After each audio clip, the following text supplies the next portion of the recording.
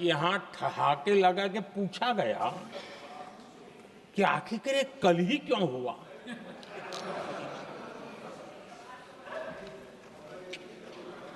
अब ये क्या हो गया है जी, मुझे समझ नहीं आ रहा है। क्या ये ऑपरेशन के लिए कोई सावन महीने का सोमवार ढूंढा गया था क्या? क्या हो गया है लोगों को?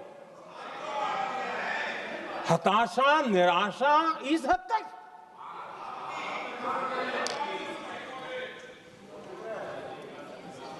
और देखिए मजा, पिछले कई सप्ताह से हाँ ऑपरेशन सिंदूर वगैरह तो ठीक है, पहलगाम के आतंकियों का क्या हुआ, पहलगाम के आतंकियों का। अब हुआ तो कल क्यों हुआ?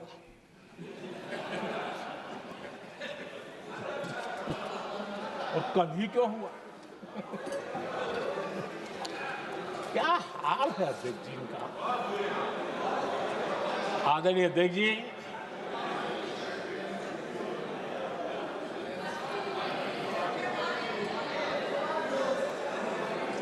आदरणीय अध्यक्ष जी, शास्त्रों में कहा गया है, हमारे शास्त्रों में कहा गया है, शस्त्रेण रक्षिते राष्ट्रे, शस्त्रेण रक्षिते राष्ट्रे शास्त्र चर्चा प्रवर्तते। अर्थात जब राष्ट्र शस्त्र से सुरक्षित होते हैं तभी वहां शास्त्र की, ज्ञान की चर्चाएं जन्म ले पाती है। जब सीमा पर सेनाएं मजबूत होती है तभी लोकतंत्र प्रखर होता है। आदरणीय अध्यक्ष जी, ऑपरेशन सिंदूर बीते दशक में भारत की सेना के सशक्तिकरण का एक साक्षात प्रमाण है। ऐसे ही नहीं हुआ है। कांग्रेस के शासन के दौरान सेनाओं को आत्मनिर्भर बनाने के संबंध में सोचा तक नहीं जाता था। आज भी आत्मनिर्भर शब्द की मजाक उड़ाई जाती है। वैसे वो महात्मा गांधी से आया हुआ है, लेकिन आज भी मजाक उड़ाई जाती है। हर रक्षा सौदे में कांग्रेस अपने मौके खोजती रहती थी।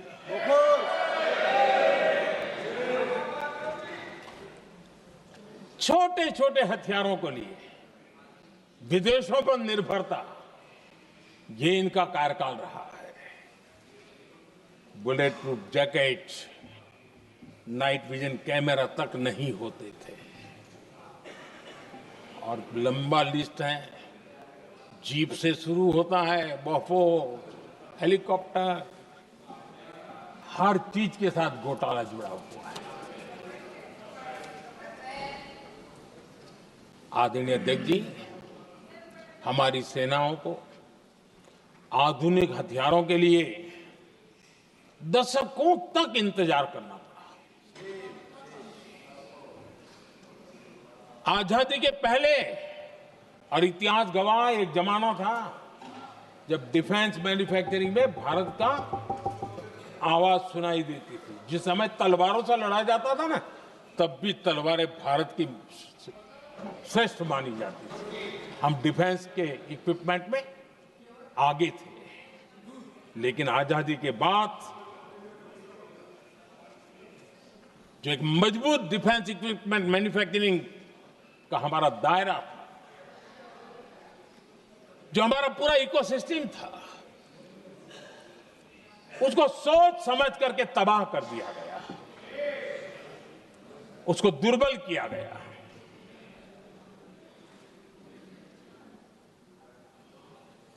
रिसर्च और मैन्युफैक्चरिंग के लिए रास्ते बंद कर दिए गए। अगर इसी नीति पर हम चलते तो भारत इस 21वीं सदी में ऑपरेशन सिंदूर के संबंध में सोच भी नहीं सकता। यह हालत करके रखा हुआ था उन्होंने। भारत को सोचना पड़ता कि अगर कोई एक्शन लेना है तो शस्त्र कहां से मिलेंगे, साधन कहां से मिलेगा, बारूद कहां से मिलेगा, समय पर मिलेगा या नहीं मिलेगा, बीच बचाव में रुकता नहीं जाएगा, ये टेंशन पालना पड़ता है।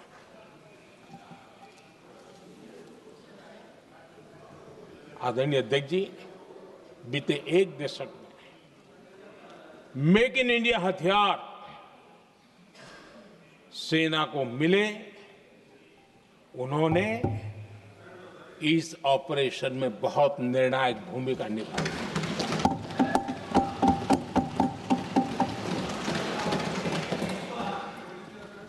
आदरणीय अध्यक्ष जी, एक दशक पहले भारत के लोगों ने संकल्प लिया, हमारा देश सशक्त, आत्मनिर्भर और आधुनिक राष्ट्र बने। रक्षा, सुरक्षा, हर क्षेत्र में बदलाव के लिए एक के बाद एक ठोस कदम उठाए गए, सीरीज ऑफ रिफॉर्म्स किए गए और देश में सेना में जो रिफॉर्म्स हुए हैं, जो आजादी के बाद पहली बार हुए। चीफ ऑफ डिफेंस स्टाफ की नियुक्ति, ये विचार कोई नया नहीं था, दुनिया में प्रयोग भी चलते हैं, भारत में निर्णय नहीं होते थे।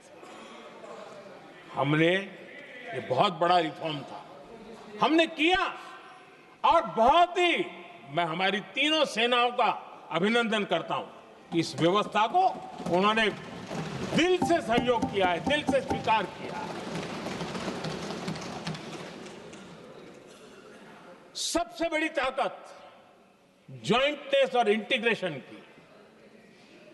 इस समय नेवी हो, एयरफोर्स हो, आर्मी हो, ये इंटीग्रेशन और जॉइंटनेस ने हमारी ताकत को अनेक गुना बढ़ा दिया और उसका परिणाम भी हमें नजर में आया है, ये हमने करके दिखाया।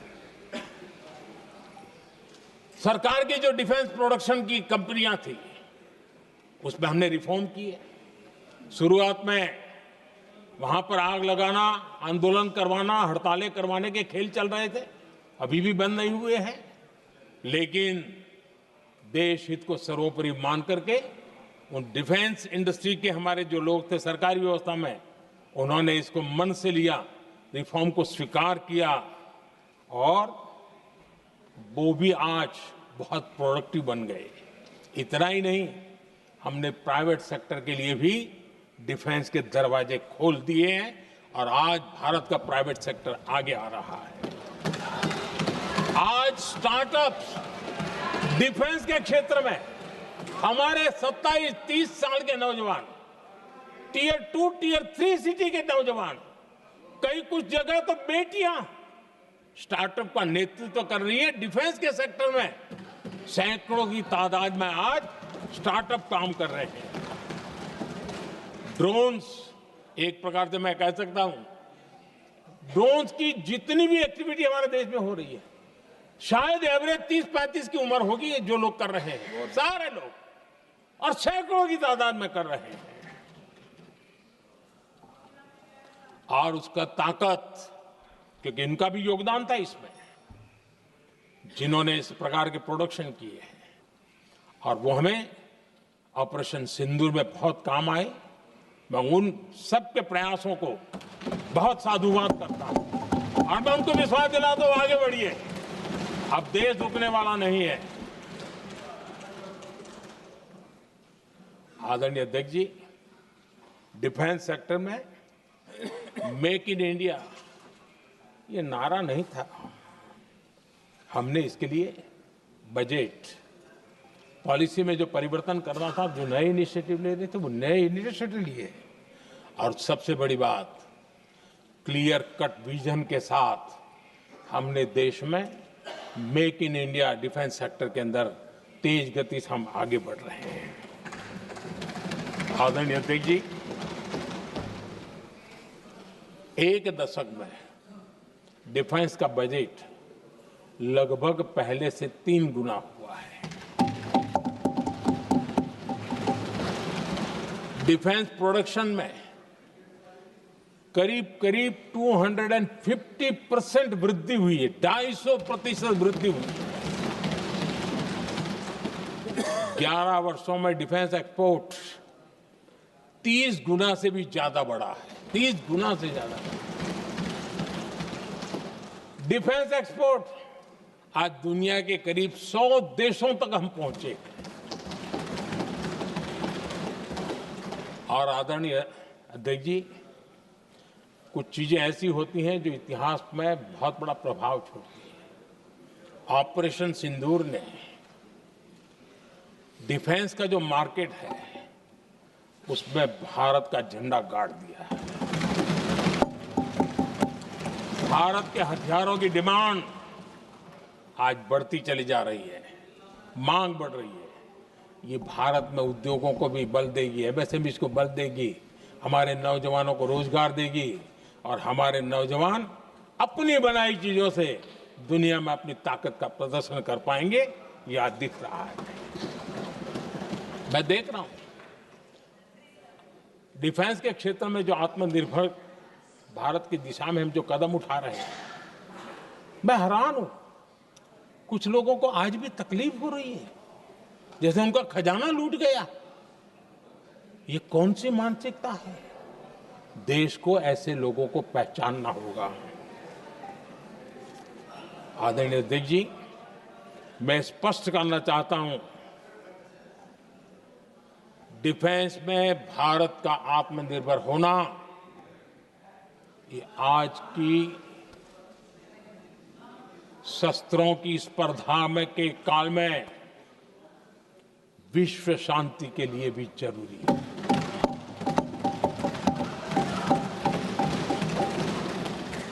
मैं पहले भी कह चुका हूं, भारत युद्ध का नहीं, बुद्ध का देश है। हम समृद्धि, शांति चाहते हैं, लेकिन हम ये कभी न भूले कि समृद्धि का और शांति का रास्ता शक्ति से ही गुजरता है।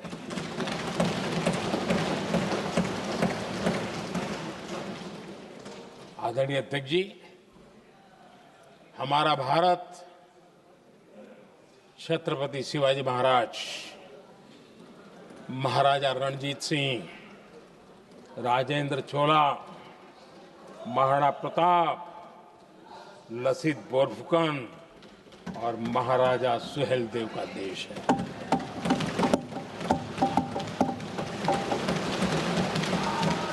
आदरणीय अध्यक्ष जी, हम विकास और शांति के लिए सामरिक सामर्थ्य पर भी फोकस करते हैं। आदरणीय अध्यक्ष जी,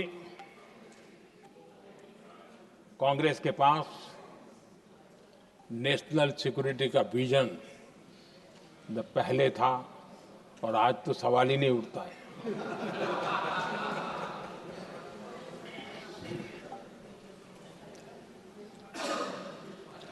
कांग्रेस ने हमेशा नेशनल सिक्योरिटी पर समझौता किया।